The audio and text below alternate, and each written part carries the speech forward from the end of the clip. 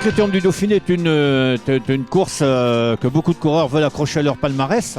Mais il faut reconnaître qu'elle est placée 3 semaines avant le départ du Tour et qu'elle sert beaucoup de référence pour le Tour de France. Il y a des coureurs qui viennent ici pour parfaire leur forme, il y en a d'autres qui viennent pour gagner leur sélection pour le Tour de France. Et puis il y a tous ceux qui veulent enrichir leur palmarès en gagnant le Critérium du Dauphiné ou en renforçant leur confiance en prenant le maillot vert ou le classement du meilleur grimpeur aussi.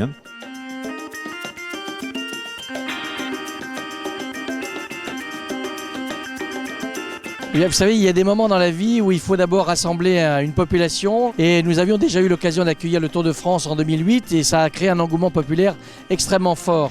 Et donc nous avons voulu effectivement créer un événement sportif de haut niveau qui permette d'une part d'avoir l'élite du cyclisme mondial qui soit présent à Roanne et puis également donc offrir aux Rouennais une manifestation populaire.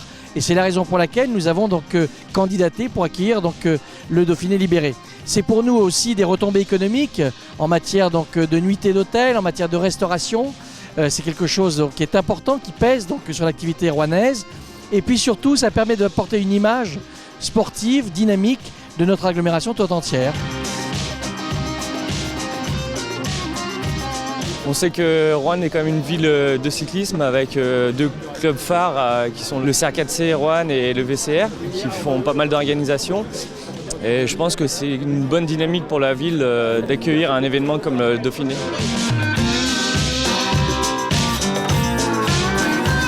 On a choisi ce contre-la-montre entre Roanne et Montagny parce qu'on avait une proposition des deux villes pour faire une étape et la distance entre les deux allait bien. On va dire que d'un point de vue géographique aussi, c'est assez bien placé.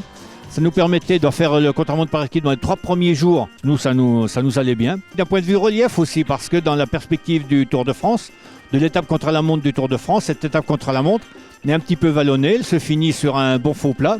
Dans le Tour de France, ça sera un peu plus dur, mais ça a quand même pas mal d'analogies et c'est ce qu'on voulait offrir aux groupes sportifs, leur permettre de se tester grandeur nature avant le Tour de France.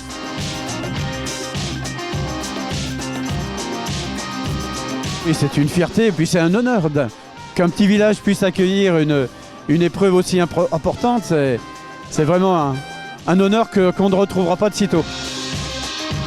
C'est un très beau parcours, très technique, c'est-à-dire un départ dans un endroit idéal avec le port de Roanne, le rond-point, le pont de Roanne, la piscine du Coteau, on passe sous le pont de chemin de fer vers Perreux, ensuite direction Pradines, Bois-Ronzière, Haute-Vabre, arrivé sur Perreux avec un virage en épingle à cheveux à droite vers la pharmacie.